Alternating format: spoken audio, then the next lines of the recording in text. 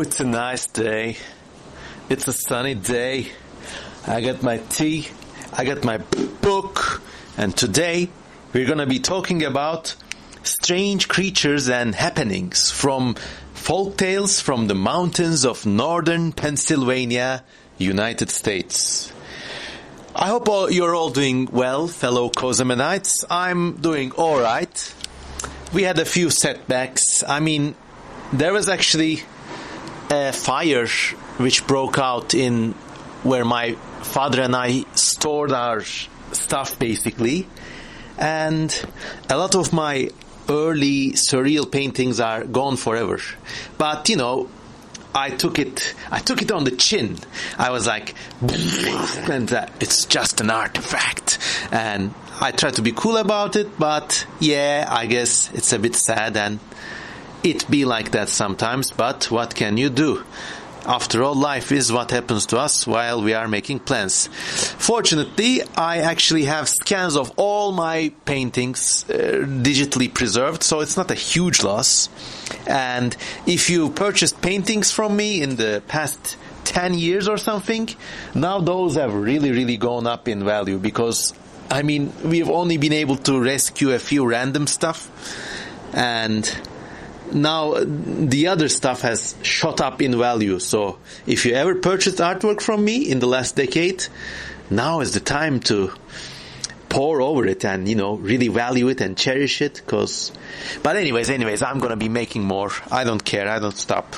So today we're going to be talking about folkloric creatures from this really nice book I read. It's called Flatlanders and Ridgerunners, Folktales from the Mountains of Northern Pennsylvania by James York Glimm. And in the video description, you can find a link to Amazon.com where you can purchase this book. Before beginning, I would like to remind you, please consider contributing to me on patreon.com. With all those paintings burned down, everything else was insured, so I don't really care. The paintings were not insured, but I don't care. But, any contribution in this day and age is welcome. And my second point is try playing this podcast at twice or 1.75 times the speed. It makes me sound like a cooler person. And third of all, have fun.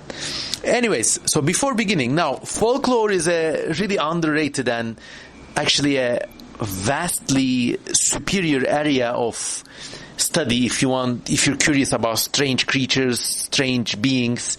Heck, if you can even say that folklore is speculative evolution and speculative zoology before we knew about evolution and zoology. And in a similar vein, my friend John Conway had said cryptozoology itself is our biggest and oldest running speculative evolution project. So there. And this book is really nicely done. If you don't know, northern Pennsylvania is a very hilly and mountainous area of the United States. It was basically settled by descendants of the Scots and the Irish who kind of had a beef with authority. And, so they call themselves Ridgerunners because, they know the way of the mountains, they know the way of the forests and the rivers and all that. And the noobs who come around from the rest of the United States are called Flatlanders. And this book, called Flatlanders and Ridgerunners, is full of anecdotes about, these wily Ridgerunners outsmart the Flatlanders, the Flatlanders come around and try to, prove themselves superior, but of course they do something wrong and they're rebuked. It's really nice stuff and really in line with my ideas about where the quote-unquote developed world and the quote-unquote civilized world is going at the moment. It seems that these mountain yokels and hillbillies actually have quite a bit of natural and lively wisdom. And in one really nice part of the book, this book is just a collection of stories, any kind of stories, and in one of the nicer stories they tell that this is a place where you can do everything except maybe think that you are better off than people, and that's a really nice piece of wisdom right there. But today, this being the CM Kozemen channel, we're only going to study the creature and kind of speculative evolution or cryptid-like varieties of these folkloric anecdotes. For the rest, you're welcome to find the book. You can either buy it from Amazon or other online booksellers, or, there are ways of getting it. And I'll leave it at that. Okay, so we begin. Now, before starting that, though, these Ridgerunners have this really surreal sense of humor. And as we go through these stories, you'll notice a similarity between them and the early Looney Tunes cartoons, Like, here's one, for example. It's about Dr. Bates sticking salve. Okay, so one time there was this dog who, was fetching a stick or something, and the dog runs through a buzzsaw, and it's split vertically into two halves. So up comes the Ridgerunner, and he glues the dog with Dr. Bates' sticking salve. And this is such a nice, it's like Bacta from the Star Wars universe. It's such a nice salve that the dog sticks, except he made a mistake, and the sides are upside down. So now he has created this sort of body horror dog phantom monstrosity where the head is joined upside down, but the jaws are the upper jaw, it's two-faced into the lower jaw. So it's got a series of horizontal legs on its back and a series of horizontal legs on its bottom. So this superb monster dog starts running about after rabbits, and it's now twice as fast. If one side tires, then it keeps running with the other side. So here you see this kind of Looney Tunes kind of physics in operation, and this is obviously that this is a tall tale, told to impress or perhaps guile others. It's told for these gullible Flatlanders. But there's a kind of surreal thing about these stories which I really, really love. Heck, another story goes this man was trying to carry this big log, so he rolled it down a cliff, a slope, and as it got further, the log shrank, so he just picked it up and put it in his pocket. Very, very Looney Tunes kind of stuff. And I'm almost certain that whoever produced those Looney Tunes cartoons, the 1970s, 1960s Wile E. Coyote stuff, the 1940s Bugs Bunny stuff, this person clearly was familiar with this folklore. So, moving on. Okay, so there's this part called Wellsboro, and people there are kind of cheats and sketchy folks, let's say. So they were looking for a place to settle, so they came to where all the honest folks live. But in this place, they had an infestation of bullfrogs, and the bullfrogs were always singing, "You have to work, they croaked. So these sketchy people were like, "Come on, boys, this ain't no place for us. Let's get out of here." So they left, and they come to another place, which is today Wellsboro. Whoever told this story clearly didn't like the people from Wellsboro, wherever that is. And in that place, they had cicadas, and they call them peepers. And they say, we cheat and steal. And it's all right, boys, that's the place for us, set up. And then because of this reason, people from Wellsboro, according to this story, are thieves and cheaters. Well, I'm not passing judgment. I'm just relating. So if you're from the region, don't shoot the messenger. By the way, if you're from the northern Pennsylvania area, please try to leave examples in the comments about local folklore. I'd really love to hear more about the weird cryptids and legends you have down there. Okay, so there's another creature called the Side Hill Gouger. And it says, this creature was a huge, ugly bugger with a horn growing out of his head. We called him the Side Hill Gouger. So it's kind of like a rhinoceros mole-like creature. But the problem or the thing with this creature is that it always lives around hills. So the legs on one side are longer and the legs on the other are short. So it can only go clockwise. And I guess there's a special related species that has the counterclockwise leg arrangement. Or maybe they are separated at birth. I don't know. But anyways, this guy is very fierce. They tunnel caves with their heads in these hills, and they roar and they ambush anyone who comes near them. And curiously enough, these animals reminded me of the mountain sliders in Wayne Barlow's amazing book, Expedition. If you like speculative evolution, you probably have heard of this thing. And then there are the side hill mooties. They're kind of related to the side hill gougers. But these guys they're not fierce, they don't have horns, they just graze. But they have one set of legs longer on one side. So there's two kinds of these guys, clockwise mooties and counterclockwise mooties, and they spiral up and up and up until they reach the hilltop, and they eat everything and they die. So here's a lesson in ecology, I guess, from these guys. And then there's this animal called the squonk. This animal is kind of a celebrity because it has been featured in, what's the name? The Book of Imaginary Beings by... Oh God, I forgot the name of the author. But there's this very popular book. It's by this famous Argentinian surrealist writer. Oh God, I forgot the names.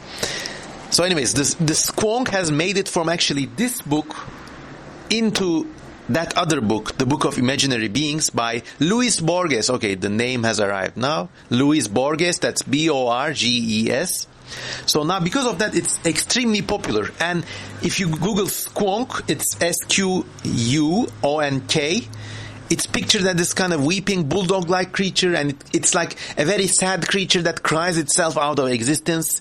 And there are some very boring pictures of this guy. But the original legend says that it lives in the Pennsylvania forest.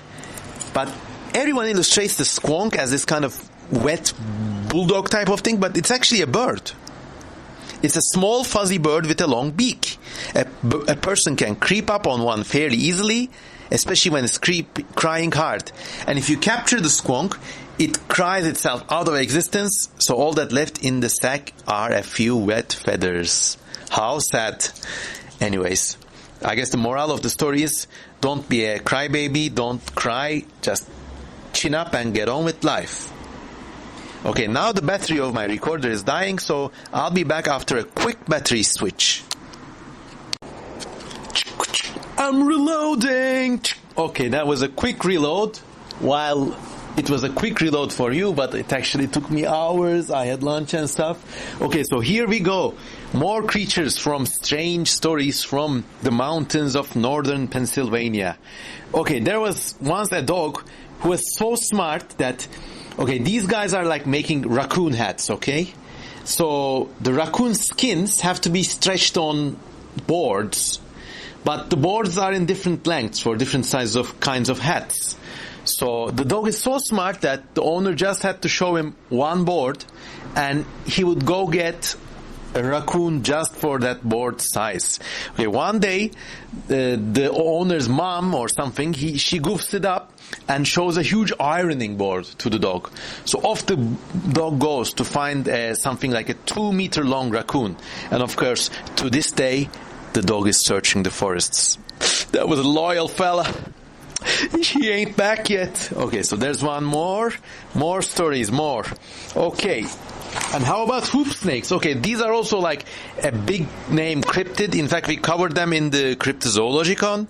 But the original story appears to be from these Pennsylvanian mountains. And it kind of makes sense, because these are like hilly and mountainous places. And, of course, rolling hoops down hills is a favorite pastime of people since time immemorial. So... it says, you don't see a lot of them nowadays, but there used to be enough of them around. Around 8 feet long and came in 3 colors, orange, green, or yellow with blue dots. Now, these details are really cool because it almost feels like they're a real creature. You could say, okay, someone would make up a rolling snake, but having them come in these 3 colors with these strange patterns, that's a very lifelike addition. Anyway, so the hoop snake has this stinger on its tail, and it's tainted with the deadliest poison there is, okay? So if he sticks this in you, you're gone. Oh, there's a helicopter. So, okay, what the hoop snakes do is they take this thing in their mouths. They kind of go all circular and rigid and roll down the hill. But there's a story. So there was one farmer who was attacked by a hoop snake, okay? The snake kind of like rolled as a circle and suddenly unhooked itself and came flying at the farmer like a javelin. Tail first though. But the farmer was really smart, so he had a hoe, not that kind of hoe, the H-O-E kind of hoe, the farming implement. So he said, "Hoe, you get out there," and the snake stings the hoe, and suddenly the snake's poison is so bad that the wooden handle of the hoe starts swelling. The next day he comes to check it out. The snake is dead. Its tail is still stuck in the hoe, but the hoe's handle is as fat as like the widest tree there ever was, like 8 people could hold hands around it. So it was like full of swollen poison, like the meanest poison in the meanest wood there is, So the farmer takes it the next morning and takes this giant hoe handle, that big ass hoe, to the sawmill and makes planks out of this and makes a house. So it's like a poison hoe snake house. Goddamn poison hoe, dead snake, hoop snake house. What a myth, what a legend. But unfortunately, this house is poisonous to anyone who stays in it. Like, people get sick and die in it and stuff. And then the next day there's a rain, and they come back and all the planks have shrunk down to their original size because the rain washed the poison away out of the hoe wood or something. Those damn hoes. Can't rely on them. Always poisonous, undependable. Anyways, so now the planks are the size of matchsticks, and that's the end of this story. I guess the morale is you can't build a good house out of a hoe. But I don't know. Not to get sexist here, that was just a letter joke. The hoe I'm talking about is the farming implement. Anyways, but this is the kind of Looney Tunes humor that these stories have, and I just love them for it. Okay, one more story. Let's go. I read the book and placed bookmark stickers in all of the pages, so I just flip, look at the headline, and just tell it from my mind. Okay, so, this guy was down in Tennessee, and he was like fishing around, So this is not exactly in the mountains of Pennsylvania, but anyways. And there's like an older dude. He's like, "You want to see a big fish?" I was like, okay. So the guy comes up with this army surplus truck, and it's got this kind of big winch and like industrial strength cable in it, wrapped around a drum the size of a trash can. And it's like kilometers of high strength industrial cable. And he attaches this kind of, so this drum is the reel, and he attaches this meat hook on the line. And the hook is like, 10 pounds by itself. So he casts this into the water. Suddenly there's the kind of truck starts shaking and something's biting this amazingly large fishing reel. So they like floor the gas, and then out comes the jaws of a giant catfish, so wide that it was like the jaw of the catfish was wider than the front grill of the truck. That was the kind of tall fishing story there was. Obviously, lots of these stories, these silly creatures, they're told as a kind of like sucker's tales. They want to see how much they can get away and still have people believe in them. And it's like in the book, it's implicitly stated that the Ridgerunners tell these stories to naive people from outside the country to basically bamboozle them. Okay, so there's now a metaphysical incident. One time, there were 2 big brown trout, and they attacked each other, and they tried to swallow each other, and they did. And according to this old geezer, the trout just disappeared completely. Now, this is some, early medieval era St. Aquinas type medieval metaphysics shit right here. Can 2 fish swallow each other and exist? Those kind of St. Aquinas type of conundrum type of things. Can angels dance in the same place, in the same time? That sort of stuff. And there's a funny joke, like, this is a story from Turkey, but as Constantinople was under siege, just on the eve of its transformation to Istanbul, I guess. The Byzantine monks were so detached from real life that they were still debating how many angels could dance at the head of a pin. Same kind of story here. Could two fish swallow each other out of existence? That's some interesting story right there. And anyways, then more Looney Tunes goodness. So once there was a campfire, but it was so cold that the fire froze solid. Guy discovered like a fourth state of matter right there, you know? There's a solids, liquids, gas, and the fourth state, I guess, is frozen Pennsylvanian hilltop plasma, something like that. So he like broke the flame and put it in his pocket and took it home and warmed up with it. That's that. As simple as that, man. Bish, bash, bosh.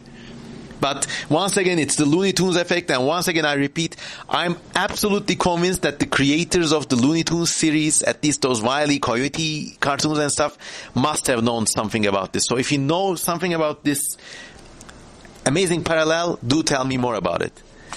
So then we come to this treasure trove of animal stories, you know, like there's something called a Myler Moor bird. It's called Myler Moor because you can hear its calls from a mile or more. That's the mile or more joke there. But this bird has a unique vocal system.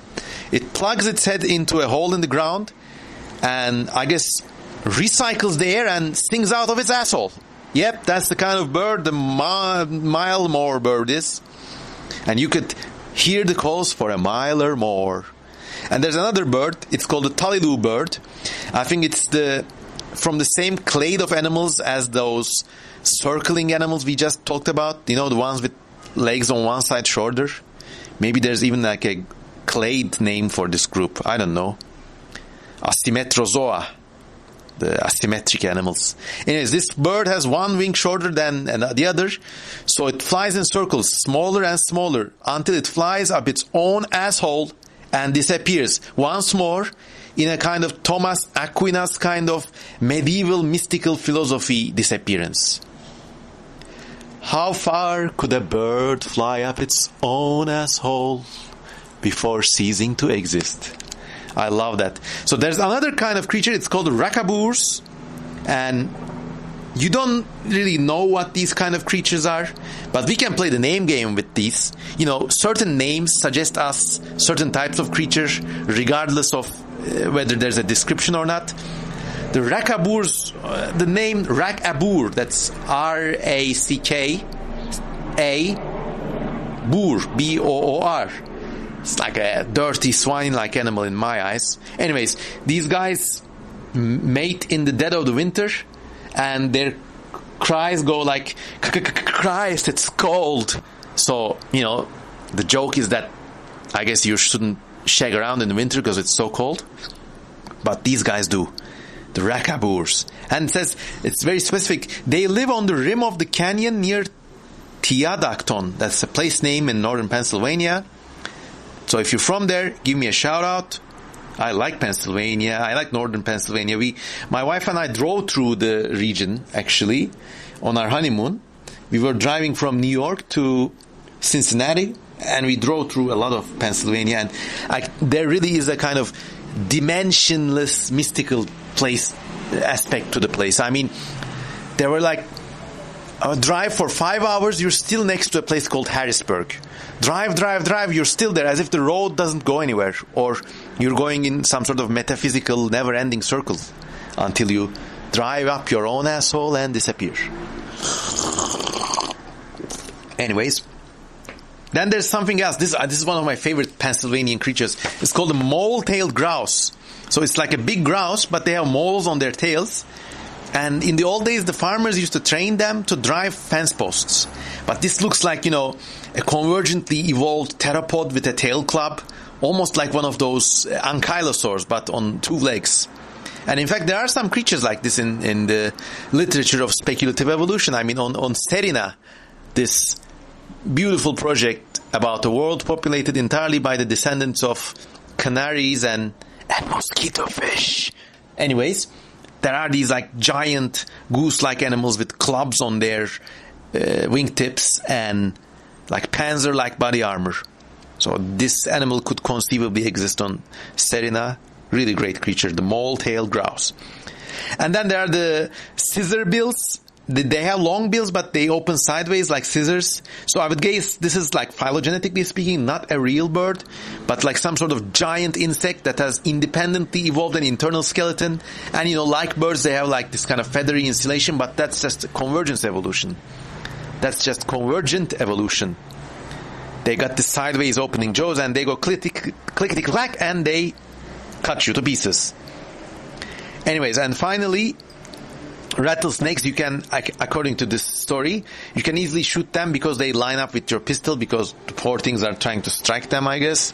But yeah, that's the least fun story there is. So moving on. You like the street sounds? Anyways, so now all of these stories I had told you prior to these were tall tales, like they were artificially exaggerated by the northern Pennsylvanians themselves because they just wanted to have a laugh at the outsiders, but these stories are actually like actual spooky tales and ghost stories from the region. These are the stories the Pennsylvanians tell to themselves and they seem genuinely scared of them. So now we go into creepypasta territory. Heck, in fact, the entire genre of these creepypastas, those short internet stories, usually about a ghost or some bizarre, like supernatural incident. I mean, you could say that the internet creepypasta is a direct descendant of the American folktale, the scary kind. But anyways, so there was a guy called Joshua Jones. Have you heard the story of Joshua Jones? He was a murderer, okay, and he was sentenced to be hung. So a doctor came to see him, and he made this kind of shady deal. He said, doctor, let's make it so that you revive me after I am hung, said the murderer.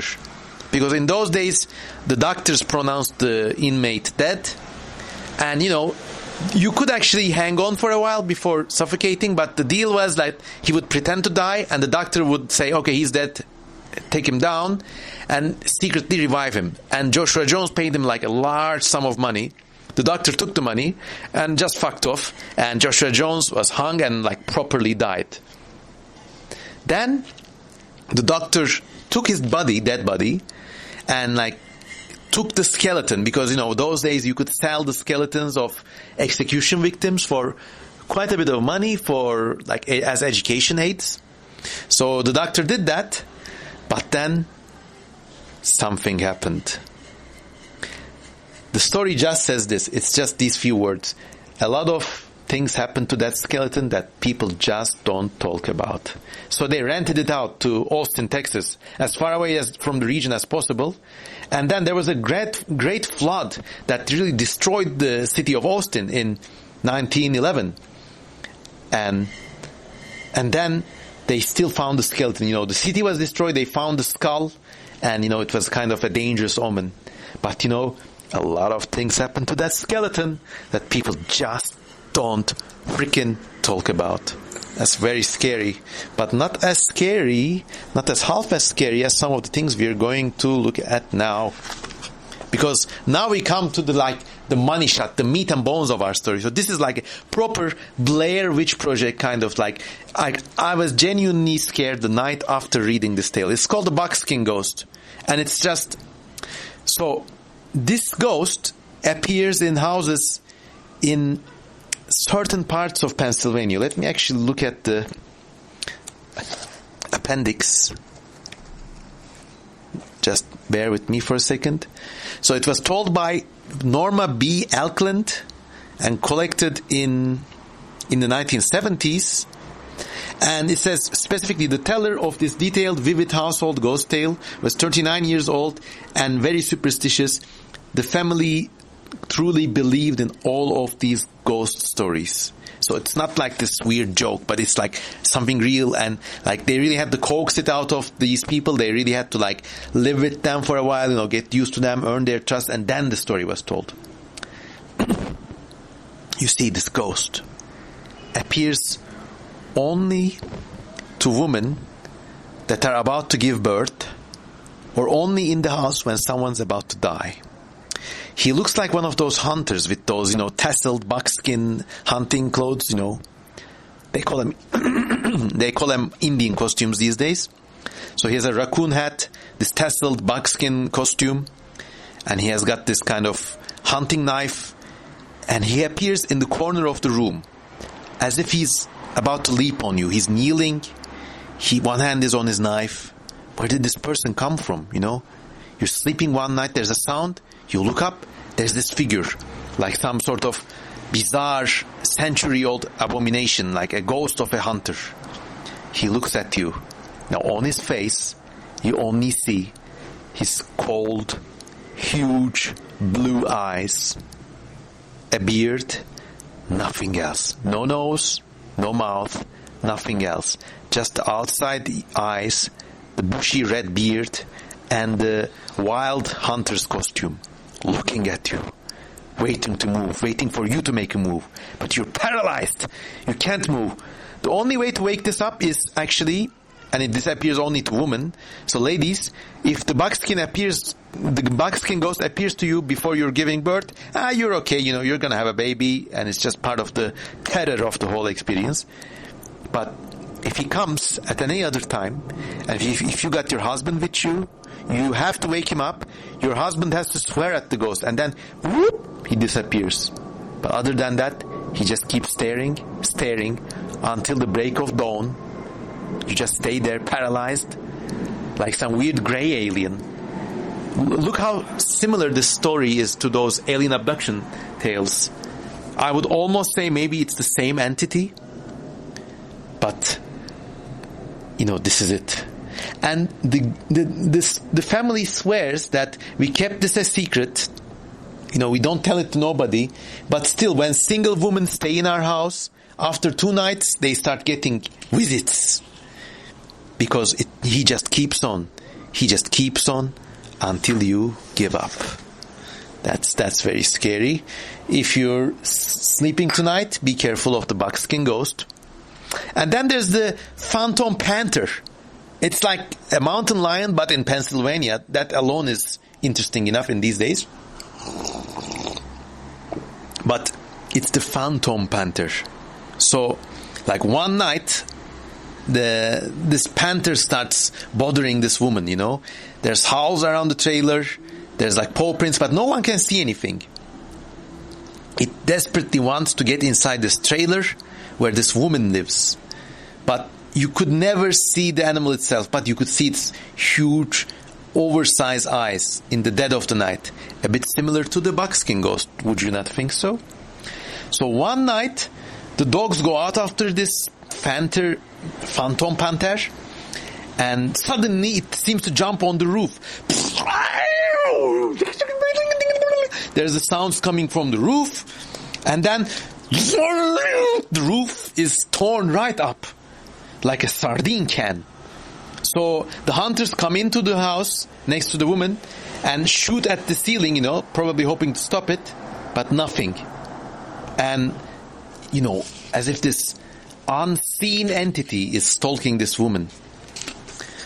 But then it gets even stranger. There are no traces of footprints, and it was never seen again after that night.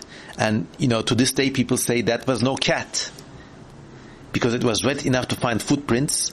But the night it peeled the trailer's top like a sardine can, it left no footprints. But then, it disappeared. But then the woman gave birth to a son named Tammy. And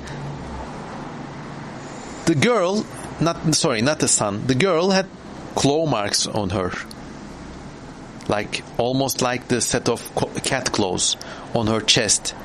And the girl was so wild and so crazy. She was like a wild mountain lion, She was angry, irritable, like a maniac, possessed almost by this phantom panther. And then sometimes at nights she would go out and let out this horrible screech out of her. It's almost like the phantom panther impregnated this lady. Very strange stuff.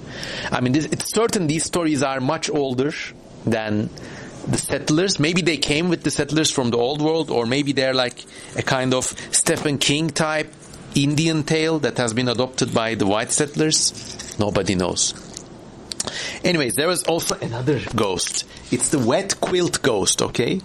So in this house, belonging to a family called the Treasure family, on the bed there's a quilt, but on the quilt there's this wet spot. And everybody is afraid to touch this. Like by unspoken rule, nobody touches this wet spot, you know. But one night, one woman did not believe in this story. So she walked up and touched the spot with her hand. And then fire ran up her arm. And as soon as it reached her body, she was bewitched. She flew out of the house, across a field and through a swamp that was impassable, right to the top of the hill. Like, you touch this wet swamp, this wet spot, you turn into a witch and fly away. And she goes crazy and everybody has an awful time. But then they find a witch doctor and he performed, this is very Stephen King-like, a number of things, and it's never spoken what these things are. And then nobody touched the spot again. It's still there in that house, nobody just touches it, and the witch lady seems to be cured. So, you know, when you're a guest and you see a wet spot, just don't touch it.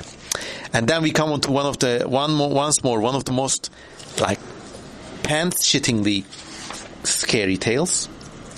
So okay, there's these two farmers, you know, they live in a similar plots of land, they got similar means, but one farmer is barely making ends meet, you know. He's always late on his payments, his crop yields are not so good, you know. The other farmer, by contrast, is having a great time, you know. He has a very spotlessly clean farm, you know, every tree is very healthy, whatever. So the poor farmer goes to his rich neighbor and says, you know, what's your secret? And the rich neighbor's like, yeah, I better not tell you. And the poor farmer is like, he takes this as a sign of uppityness, you know, yeah, come on, you think you're better than me, you have to tell me. And the rich guy is like, you know, I'd better not, you know, come on. But then he's really precious, you know, if you don't tell me, you know, things are going to be bad between us. And, you know, in the mountains of rural Pennsylvania, the last thing you want is bad blood between you and your neighbor. So the rich man says, okay, but you asked for it. Now, you do exactly what I tell you. In the morning, you get out of bed, don't speak to anyone. Don't speak to your wife, don't speak to your kids. This is very important. Don't make a sound. Go downstairs. Don't even take a drink of water. Put on your hat and coat and go up to the lane, that long lane that goes up towards the woods. And you'll come to a big oak tree. And there you stop. And you wait until the break of dawn. And you will see a man coming out of the depths of the woods, you know, the darkest depths of the woods where no one dares to venture. You'll see a man coming out of there. Or at least what looks like the image of a man. You wait there till this man comes out. And all he will have will be a little book. And you sign your name in this book, and from then on, your farm will prosper. You'll have time to paint your buildings, and you won't have to work as hard as you do now. That's all you do. Sign the book, turn around, and go home. And don't speak to anyone. Anyone. From then on, you will prosper. So the man is very scared, of course. And he's like the grandmother's uncle of the narrator. He didn't speak to anyone, not even to his wife. He went downstairs, didn't even take a glass of water. And he walked up to this long lane, and he waited until dawn broke. And just as the rich neighbor tells, there comes this man striding with this unnaturally long steps, you know. It's almost as if there's a glitch. Like the man takes the steps, but he seems to travel further than a mere step could take him. He comes walking on his two devil legs. And he came closer, and the daylight became brighter, and the man came closer. And you could see that beneath his hat, this man had things like horns. And beneath his coat, this man had something like a quivering tail, almost like a serpent. And then the guy takes one more look and is like, fuck this shit, I'm out of here. I'm not signing that book. Believe me, I would never sign a book like that. It appeared to be like covered with something like human skin. I just keep on doing what I have always been doing. And he didn't prosper, but he barely avoided selling his soul to the devil. Whereas the other farmer's family prospered. To this day, they are known as the Zuckerberg family. And they set up this great company called Facebook. Of course, that's just my addition.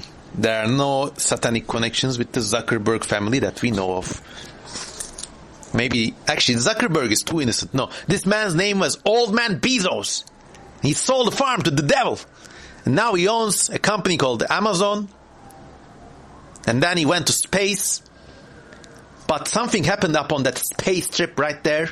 You see, all the world thought he went up to space and came down in his disgusting cowboy boots. Old Man Bezos. But actually, up there in space, something knocked against the window. And Old Man Bezos looked. And it was the same forest-striding tall man that came out of the oak woods with hints of a horn and a tail. Only he was looking in from the portholes of Bezos' spacecraft. And he reached out his hands, made a motion as if to say, time to pay up, son of Bezos. How could sound travel through space? No one knew. And to this day, the grandson of Old Man Bezos is burning in that spacecraft. The one who came down from the evil heavens, those mocking stars, the one who came down is a changeling who but only looks like him, whereas in real life, the grandson of Old Man Bezos is burning forever in this space capsule and will continue to burn, experiencing every bit of agony forever until the Lord God decides the world has had enough and rolls up the firmament and the universe is no more. That was just my addition to the story, and I cooked it up on the fly. Gosh, I wish I lived in rural Pennsylvania in the 1900s, 1911, something like that. Go down to Old Man Cozeman's place, man. He's got the weirdest tales. Scare you right out of your boots. Old Man Cozeman lives in that cabin, and he catches snakes and makes those weird drawings. And he likes to have an occasional one out of the wrist. But anyways, that was just my embellishment of the whole thing. You didn't think I was just gonna dryly retell all of these stories, did you? Okay, now I'm gonna take another break because it's very hot and I have to take my sweater off. But I'll be right back. I'm reloading. Okay, I took a little break. I took off my sweater because it was so damn hot. But in the meantime, please, I would like to remind you once more, please support me through patreon.com.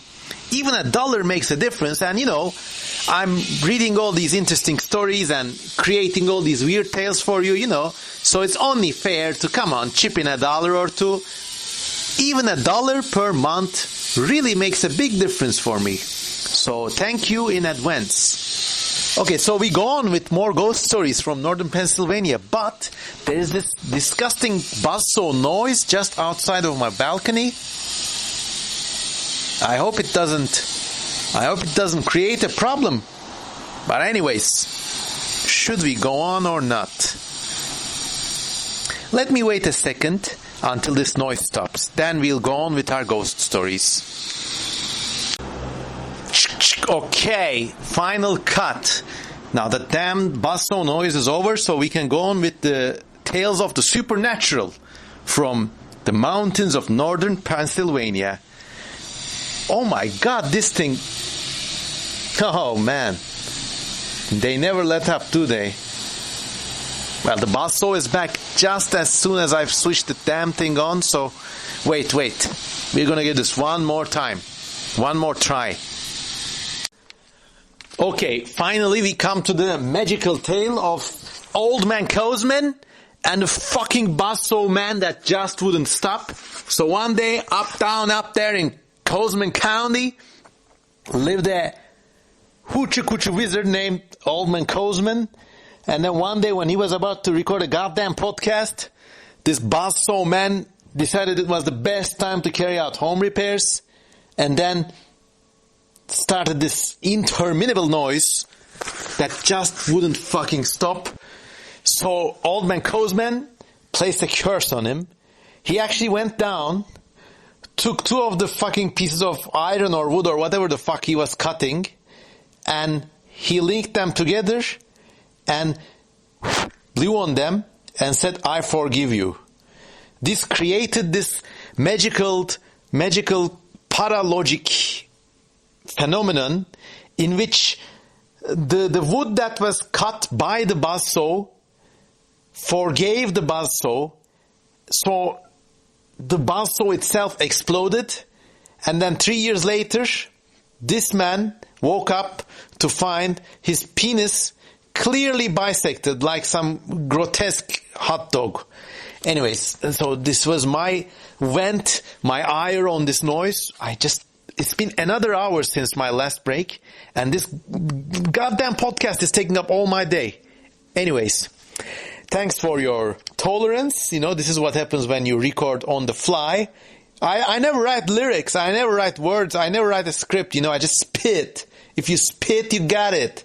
I'm a go with the flow kind of podcaster. What can I do? Anyways, let's go on with Tales of Supernatural from the mountains of northern Pennsylvania, adopted from this great book by James York Glimm, the link of which you can see in the video description.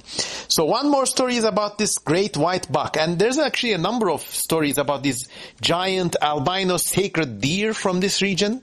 Like this one hunter was just going around and he just saw this amazing, gigantic, white albino stag. It was almost something like something from a Miyazaki animation, you know?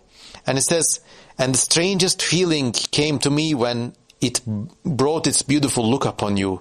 His eyes were the most beautiful pink that I ever saw. And it was almost as though every weight of the world, you know, just disappeared off my back." So that's the story of the giant albino deer. This story is repeated 2 more times throughout this book. One of the stories is about, like, again, once in this valley, this albino deer comes to graze, and then there was this one hunter who was itching to shoot deer out of season.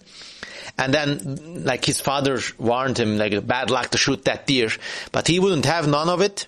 So he actually, the story doesn't say if he shot it or not, but one day we heard some out-of-season shots from a deer rifle, and then this man was cursed for shooting the white deer. He became a no-good drinker, his wife left him, he lost his job, and by the time he was 30, he was a wreck, and he died a broken man. So, you know, it's just pure bad luck to kill an albino deer. And then another story about the phantom deer comes from a place called Armenia Mountain. So these 2 hunters see this huge albino deer, and they start shooting at it right away. You know, it starts running, but then it falls down. So they go over to where they saw it fall, and there was blood on the ground, but no deer, you know. So they search around, they couldn't find the deer, you know, they're certain they shot this thing, but they just can't find it. So it gets dark, and they go up to their car, these disrespectful guys, they go up to their car and drive away. But on the highway, suddenly they see the albino deer walking right up in front of their car, and it gives them this condescending look as if they're the biggest fools in the world. So it was then that they know, you know, this deer just could not be killed. Anyways, let's go on with more stories of the supernatural. I hope you're enjoying these. What's your favorite story? Please tell me about it in the comment section. I'm leafing through my bookmarks. Okay, so there's a story about the Witchy folk, Back in the old days, up on the highest hills, they lived the Witchy folk. These were like supernatural people with a kind of red thatched hair. And the narrator says, my grandfather always told they had thatched hair, but I don't know what thatched hair means, so I just keep repeating it. So they were kind of weird and magical. They could lay their hands on people and heal them. But, it was also dangerous to be around them. They could make your milk go sour. In fact, they could collect the moonlight on the nights of the new moon. That's why the moon disappears, apparently. They could collect the light and draw energy from it and use the energy for their witchy stuff. Almost like the Starkiller base from that god-awful 2015 Star Wars movie. So whenever there was an illness, and especially during times of the new moon, people were scared. So one time there was this plague around a certain area, and a mob got together to shoot these witchy folk, get rid of them once and all. They climbed up the mountain, but they couldn't find anyone, And on the way down, the plague, the pandemic was so bad that 5 more people of the mob died while they were coming down from the mountain to find these witchy folk. But then they came down to their own town, and they suddenly found, when they left, everyone was like, dying of COVID, I guess. But now everyone was fine. Kids were playing, housewives were baking fresh breads and cakes, and the town shops had reopened. So this lynch mob must have gone quite a distance. Anyways, they said, all right, we, I guess, scared them. But then they started dancing in the streets with joy. But suddenly, out of one of the houses came out the witchy folk, one of the witchy people. And then right behind the witchy person, a housewife came, don't shoot, wait, you don't understand. But the man with the gun couldn't hear none. And actually, he accidentally shot his own wife while aiming for this magical witchy person. Then it turns out the witchy people actually, the townspeople said, while you were out there lynching, the witchy people came down and cleared the COVID, cured us all, and then because of this, now we're all better, and you did a great mistake by trying to shoot that witchy person. But they all disappeared. So the mob went back up the mountain again, this time to apologize. But then there was no sign of them, no houses, no people, anything. It was as if they were never there to begin with. It is said that now, if you go to that valley on the eve of the new moon, you will still hear the voices of the witchy folk crying for their lost home on earth. Well, too bad about that lynch mob. If they had gotten their bearings straight, maybe we would not have COVID. Anyways. Then there's another kind of mystical folk, but these are the evil ones. They're called the hobias. It's spelled Hobyah, hobias. Once again, the description is not given, but from the name, I get the feeling the hobia is something like that book that all those depressing bourgeois bohemian couples started buying for their kids, Where the Wild Things Are. That book's actually a good book, but now every insufferable hipster parent, I'm talking about the kind of people who think that home is where I am with you is a good wedding. So, those kind of people? Those people, yeah. But those people ruined that book by getting it for their snotty children, and now it's just interminable. There was a Spike Jonze movie made from that book, which was called Where the Wild Things Are. It's just the most boring, depressing film imaginable. It's like as fun as getting a saline drip, Anyway, from the name, the hobias, I get the sense that, maybe the hobias look like the creatures from that needlessly appropriated book, Where the Wild Things Are. Anyways, but these hobias are evil. They're like pure plain evil. And their story is like this, something out of a European folktale. So imagine there's a man, an old man, okay, and his old wife. And they got a little dog named Torpy, little dog Torpy. Now, keep your eyes on Torpy because he's going to be one of the pivotal, central characters of this entire story. So one day the hobias, because they're bad, they came down to the old man's house. But little dog Torpy was just a trooper, He barked and scared off the hobias. So the hobias were like, in the morning I'm going to take that little dog Torpy's tail. So the old man woke up. Torpy had no tail. Oh my God. And then the next day the hobias came again. Creeping, skipping on the ends of their toes. Came those bastards. They cried out, tear down the little house, eat the old man, eat the old woman, carry off the little old woman. But then little dog Torpy was like all John Wick on these motherfuckers. It's like bark, so they couldn't do none. So in the morning, they were like, I'm going to take off the little dog Torpy's legs. So the next morning, Torpy woke up with no legs. Like one of those unfinished creatures from that 2006 computer game, Spore. Just wobbling around, but still barking, He still had some fight in him. So the next day, the hobias came again. But of course, Torpy wasn't finished. He barked until those bastards were gone. Get off my land! That kind of thing. So the hobias were like, I'm gonna take off the little dog Torpy's head. Okay. So the next morning, little dog Torpy is like a sausage, but somehow still alive, wobbling along. So the hobias come down again. And this time, because Torpy couldn't run, bark, or do anything, they actually abducted the old woman. And then the farmer was like, oh no, they abducted my wife. Now he says, I'm going to give back little dog Torpy his legs and his head and his tail, and maybe he will help me. Turns out old man had a progress in biomechanics and just genetic manipulation that no civilization on the solar system could match. He actually built him a new head. I could really imagine this montage where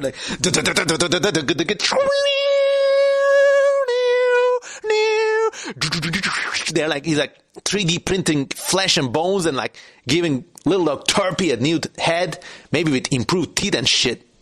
So then little dog Torpy comes back to life, goes sniffing, finds the hobias, but they're all sleeping. So old farmer goes okay, you know what? I'm gonna he cuts out the sack, he cuts out the bag in which the hobias had imprisoned his wife, and the wife is like, oh, I was so scared. And then he puts little dog Torpy in the sack, as a surprise. So in the night, the hobias woke up and it's like, all right, time to eat that old woman we had in the bag, And they open the bag, and then suddenly it's little fucking dog Torpy, and he's like, boo. And then the hobias are like, Baba Yaga! And then it's like, boom, wow, wow, wow, wow, wow, wow, bam, boom, bam, boom, and it's the John Wick soundtrack playing, and there's 100 hobias or whatever, and little dog Torpy just, fucks them all up. He takes this 13 gauge Benelli shotgun and bursts one of them against the wall like a tomato. He kicks them, and of course that's just me. My wife and I watched the entire John Wick series last week, and we were super pumped. So that's how I imagine the conclusion of the story, Little dog Torpy going all Baba Yaga on these motherfuckers. Anyways, more stories. There's one story in which a woman swears at a ghost, and the ghost just disappears, The woman was of a very good upbringing, very godly, very chaste, very pure. She wouldn't even say darn, She would say something she wouldn't even say anything. Not even one of those euphemisms they use.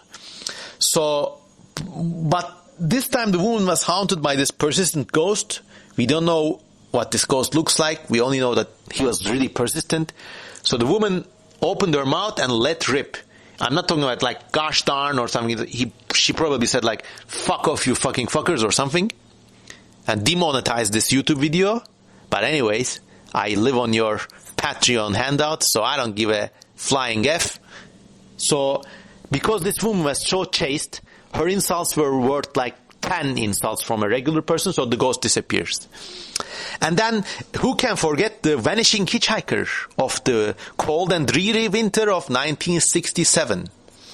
A couple of guys were driving between St. Mary's and Dubois, and all of a sudden, they see this sad-looking girl on the side of the road. So they take her up.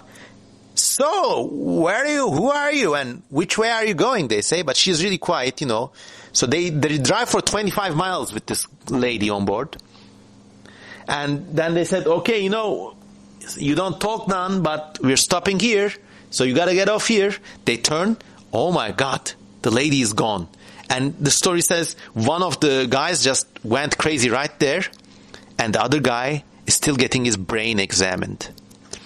And then there's another ghost. Like, these are real scary ghosts. This ghost is from Mansfield State College, which I guess is a university in that part of Pennsylvania. So this college has this kind of 7 or 8 story tall dorm with a big tower on top, a bell tower. Turns out one of the girls met a guy, and they were really getting along well. But then the guy ghosted her with no reason. He just ceased contact. And the girl was so sad, she jumped through the building, going through all the floors. I guess there's an open shaft, with the stairways going on a kind of spiral. She fell through the shaft, and her screams were heard by students on every floor that night, and she died. And she came back as a ghost. Now this motherfucker ghosted the girl and literally turned her into a ghost. So to this day, everyone in this campus sees this ghost. It's very scary. It's like the rest is the usual kind of boring ghost story. But they call her the ghost of every floor. If you know more about this story at Mansfield State College, please talk to me on the comments. I'm dying for a conversation. Then there are these weird stories about a man who is wrongfully sentenced to electric chair. His tombstone oozes out blood, and another tombstone, a guy is murdered, so moss grows on the tombstone in such a way to resemble the portrait of the killer. So, he's sending out a fax from the afterlife, I guess. That's scary. And then more stories. I mean, we're nearing the end of this amazing collection. And remember, I'm only telling you the scary, weird, and kind of speculative evolution stories, but there's a hell of a, there's a great, great, great collection of everyday anecdotes, strange things, I really recommend this book. And there's a group of people called the Chatham Barn Burners. It's their thing. They're really, savvy on the fire starting business. So they burn the part of the barn that you don't need and help you collect insurance money. But it's said that they can make such precise fires that they can burn an entire mansion and just leave the stairs standing, like a ghostly spiral stairway in the middle of nowhere. And I just like this story because a few years ago there was an online internet creepypasta about supposedly these people keep finding these staircases, wooden staircases in the middle of the forest or stuff.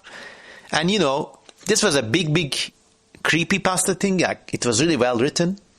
And maybe that's how the story got started. I mean, I told you earlier in this podcast that these folktales are direct ancestors of the American creepypasta, which should be studied, preserved, and honored as a legitimate genre of American folklore, or at least folklore of the English-speaking world. I think those things are really valuable. Heck, in 50 years, there's going to be a book about online creepypastas of the 2000s. And who knows, in 50 years, maybe another CM Kozeman like me is going to be there making podcasts and YouTube videos about those tales. Anyways, so that was the Chatham Barn Burners and their spiral staircases. What else? Oh, in a part of northern Pennsylvania called Potter Country, people are born with little spurs on their feet, and these spurs supposedly get bigger as they get older. And they're leak hooks, They actually use these hooks to dig for leaks underground. So that's a nice example of macroevolution for you, recorded in folklore. And what else? Okay, this one guy had a sister, and the sister kept getting epileptic seizures, that kind of stuff. And then they took her to all the doctors couldn't do none. But then they went to this Italian guy, who was like all Mediterranean and mystical. And the Italian's mother-in-law was like kind of like a Mediterranean witch doctor kind of thing. And she had a very, very simple cure for epilepsy. She just got a butcher's knife from the kitchen, and like she really sharpened it so it was like razor thin. You could cut a stamp with this knife. That was that sharp. So she went up to the epileptic lady, poor lady, and she cut a little cross on the lady's forehead, and then she cut 10 more little crosses on each finger. And while she was doing this, she was mumbling along some arcane Latin prayer. And then, who knows, the epileptic lady was cured right there. It left no scar for nothing. And so this was actually told like as a real matter-of-fact incident. And maybe it shows the power of folk medicine, or maybe it shows the power of the placebo effect. But those folk tales, I used to be like, I still am a mighty skeptic, science is the only way to know and all that. And a part of me has internalized that. But a part of me now looks at these stories in a new light, you're in the mountains of Pennsylvania. You don't have Medicare, you don't have Medicaid, you don't have Obamacare, you don't have a European type of insurance, you don't have nothing. All you have are the people around you. So I used to be like really critical of these folk beliefs, folk cures, whatever. And to this day, I know probably they wouldn't cure epilepsy in a double-blind controlled trial. But remember, the strength of human autosuggestion and the strength of the placebo effect is still really strong. And I wouldn't say I'm in favor of them, but I see how they have a value, in that kind of society where people don't have much, they don't have as many means as we do in this turning point in the 21st century. And never say never. Maybe in the distant future when we're old, we're going to be hoping for something out of folk cures. Because I guess we're headed for kind of not a dark future, but let's say kind of like a stovepipe and boil water kind of future. Like power cuts 2 days a week kind of future. We're still going to have like the internet, and people like Jeff Bezos are still going to go off to space. But the majority of people are going to really have it bad unless we change everything really soon. But I'll leave it at that. So there, more stories. And there was a story about the albino deer, and finally we finished with the hide behind and the high behind. Two kinds of phantoms that white people in the region learned from the Seneca Indians, who were just terrified of them. So when the Indians were in the forest, they always used to walk in a single file, because no one wanted to be the last in line, because the hide behind. So this is a creature that's, I guess, moves faster than human synapses can fire. So like you turn and it can hide behind something faster than you can turn your head and register the sights. So you can never see this creature. It's like a quantum probability kind of creature that just moves so fast. So there. That's why the Indians walk in single file. And the trick to avoid this is not to start looking around. Because if you start looking around, like you will make that probability real. The folk account says once you start looking around, you're done for. So maybe this really is a quantum creature, How you say, how they say in quantum physics, observation causes probability collapse? That's like a sciencey way of saying, like, if you look at something, you make it happen. Maybe that's the kind of creature the hide behind is. So you have to like tie your eyes, wear a blindfold, like that. There's really such an awful horror movie like this. Oh, scary demons, you can't look at them, you go crazy. That kind of shit. Anyways, Then there was another creature called the high behind. And it was seen around Cowder Sport. Now the hide behind was this quantum probability faster than synapse monster.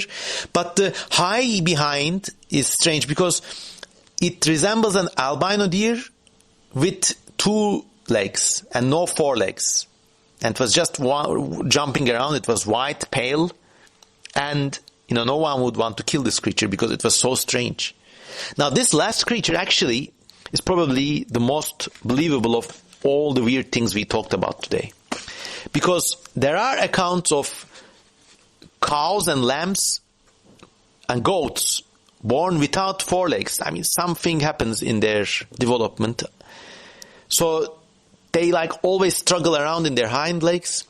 And these creatures actually life forms are plastic like that. I mean, they struggle around, they build up real strength in their rear legs, and they can sort of hop around and walk around that way and graze.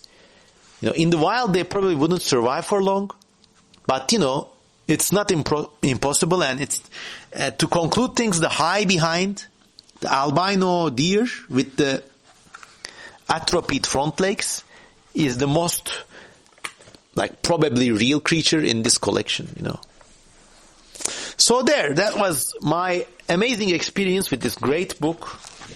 It's called Flatlanders and Ridgerunners, Folktales from the Mountains of Northern Pennsylvania.